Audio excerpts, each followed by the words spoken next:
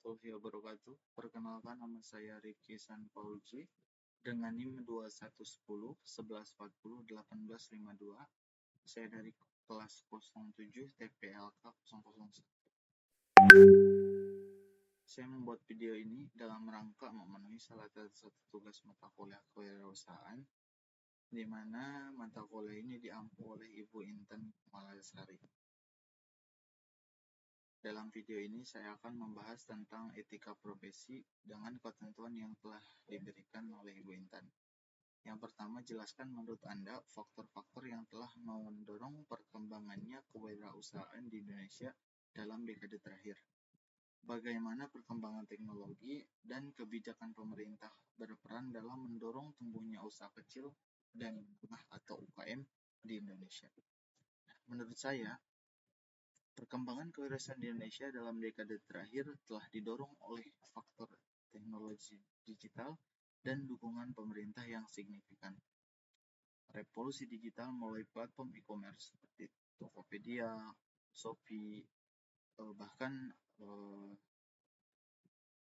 di era sekarang ini yang sangat booming, sangat viral, yaitu TikTok Shop, di mana harga-harganya sangat jauh berbeda dengan platform lain, atau ya lumayan beda jauh lah.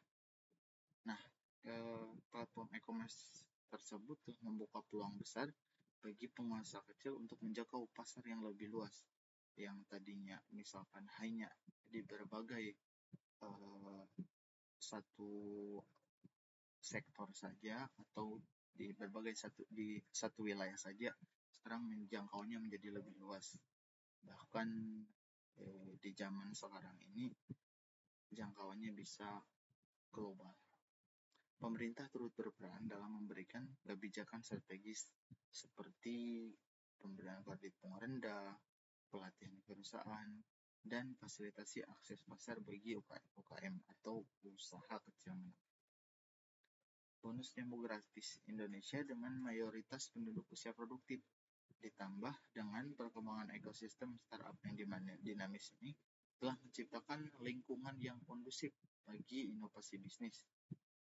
Pandemi COVID-19 kemarin yang alhamdulillah sudah bisa kita lewatin ini juga memiliki peran andil, yaitu bertindak sebagai katalisator transformasi digital, sehingga mendorong pelaku usaha untuk mengadopsi strategi digital dan model bisnis yang lebih fleksibel. Kita bisa lihat setelah COVID kemarin banyak sekali inovasi bisnis digital yang banyak berkembang di Indonesia ini. Dan juga semakin murahnya akses internet dan teknologi juga telah membantu wirausaha di berbagai daerah untuk terhubung dengan pasar nasional dan global. Itu yang tadi saya bilang, seperti TikTok Shop, itu jangkauannya bisa sampai global ya. Karena bukan TikTok Shop aja, cuman karena sekarang yang lagi hype-nya TikTok, makanya saya kasih contoh TikTok Shop. Dan juga bisa menghasilkan pertumbuhan kewirausahaan yang berkelanjutan dan penuh potensi.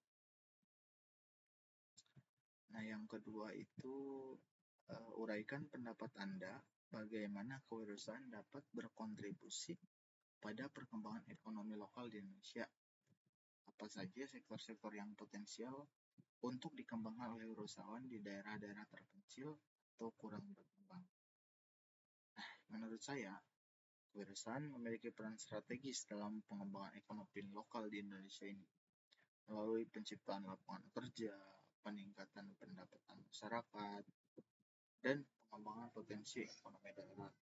Wirausahaan lokal dapat mendorong pertumbuhan ekonomi dengan memanfaatkan sumber daya dan keunggulan kompetitif wilayahnya, seperti mengembangkan industri berbasis sumber daya alam, kerajinan tradisional, atau produk pertanian spesifik daerah. Nah, melalui inovasi dan kreativitas, mereka dapat mengubah potensi lokal menjadi produk bernilai tambah tinggi, membuka akses pasar yang lebih luas, dan menciptakan rantai nilai ekonomi yang berkelanjutan di tingkat komunitas. Nah, menurut saya sektor-sektor yang potensial yang dapat di daerah dan yang dapat dikembangkan di daerah terpencil meliputi pariwisata berbasis komunitas, pengolahan hasil pertanian dan perikanan, kerajinan tradisional, dan produk pertanian organik. Daerah-daerah dengan budaya dan sumber daya alam unik memiliki peluang untuk mengembangkan ekonomi kreatif yang berbasis kearifan lokal. Misalnya, pengembangan ekowisata di daerah dengan keunikan ekosistem, pengolahan produk pertanian menjadi produk olahan bernilai tinggi, dan pemberdayaan industri kerajinan tradisional. Nah ya, banyak sekali ya sekarang, terutama sektor pariwisata ini ya, di daerah-daerah terpencil seperti di Cianjur, di daerah tempat nenek saya itu, yang baru-baru ini banyak sekali curug. Itu juga merupakan potensi pariwisata yang sangat berpotensi sekali, dibantu dengan teknologi digital yaitu TikTok. Jadi semakin banyak sekali pengunjungnya sekarang ini. Jadi berkembangnya pun menjadi lebih cepat. Seperti itu. Yang ketiga, uraikan pendapat. Uraikan yang Anda ketahui tentang tren terbaru dalam kewirausahaan global, seperti kewirausahaan digital, startup berbasis teknologi, dan ekonomi berbagi atau sharing ekonomi. Bagaimana tren ini mempengaruhi perkembangan kewirausahaan Indonesia? Menurut saya, tren kewirausahaan global saat ini didominasi oleh transformasi digital yang revolusioner, dengan startup teknologi dan kewirausahaan digital menjadi penggerak utama inovasi ekonomi. Platform digital seperti e-commerce, fintech, dan startup berbasis artificial intelligence telah mengubah landscape bisnis tradisional, memungkinkan wirausahawan untuk menciptakan solusi inovatif dengan biaya operasional rendah tetapi jangkauan pasarnya global. Ekonomi berbagi atau sharing ekonomi seperti Gojek, Grab, dan platform freelance internasional semakin memperlihatkan bagaimana teknologi dapat menciptakan model bisnis baru yang memanfaatkan aset dan sumber daya yang ada secara lebih efisien. Nah, tren ini sangat mempengaruhi perkembangan kewirausahaan Indonesia melalui akselerasi adopsi teknologi, pemberdayaan pelaku usaha mikro, dan penciptaan ekosistem inovasi yang dinamis. Indonesia dengan bonus demografis dan pertumbuhan pengguna internet tercepat di dunia menjadi laboratorium sempurna bagi eksperimen kewirausahaan digital. Wirausahawan lokal semakin mengadopsi teknologi blockchain, kecerdasan buatan, dan platform digital untuk mengembangkan solusi inovatif di sektor seperti pertanian, pendidikan, kesehatan, dan keuangan inklusif, yang pada gilirannya mendorong transformasi ekonomi nasional menuju model bisnis yang lebih berkelanjutan dan berbasis teknologi.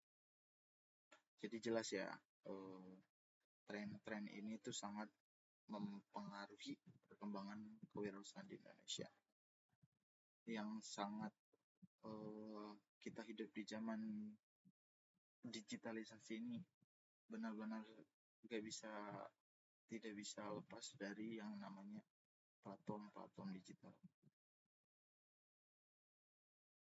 Dan tentunya platform digital ini harus kita gunakan secara bijaksana. Yang keempat, uraikan pendapat Anda, bandingkan karakteristik kewirausahaan di negara maju seperti Amerika Serikat atau Jerman dengan negara berkembang seperti Indonesia atau Filipina. Apa perbedaan dalam hal akses ke modal, infrastruktur, dan ekosistem kewirausahaan antara kedua jenis tersebut?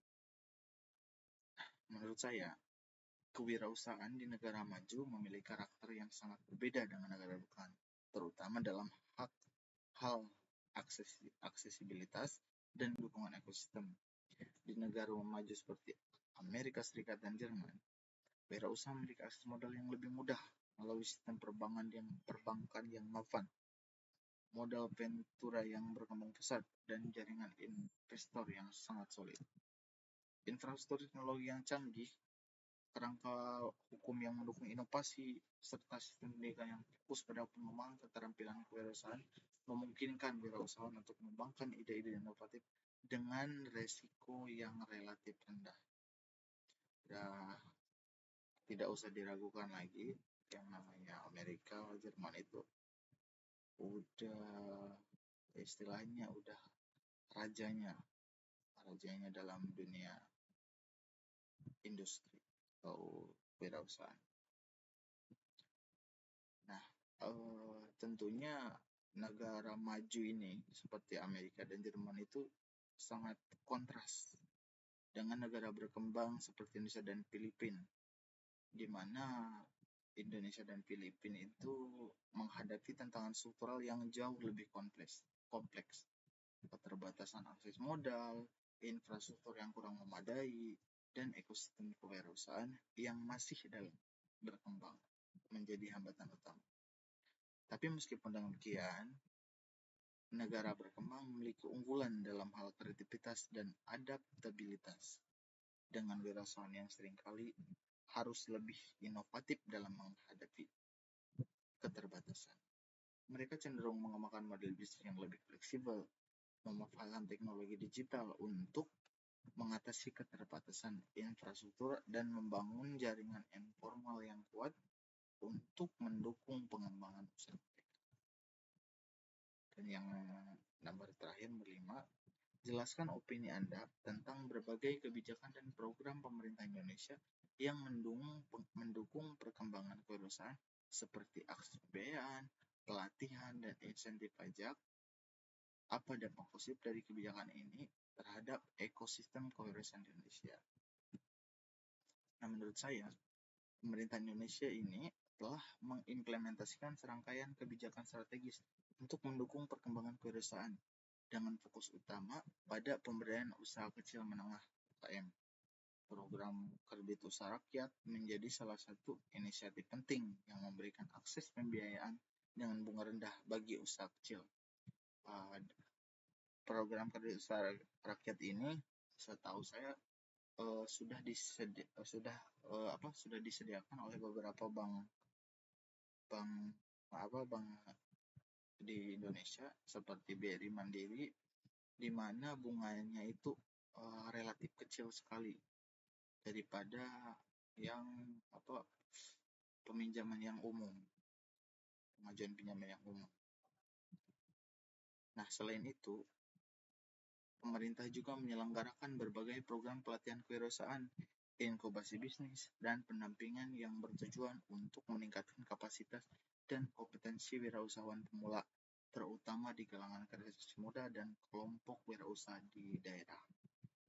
Nah, kalau kita lihat di berita sekarang ini, yaitu salah satunya di sektor pertanian, di mana Kementerian Pertanian ini sekarang lagi gencar-gencarnya atau lagi mencari perekrutan buat para generasi muda untuk menjalankan proyek kementerian, yaitu untuk menciptakan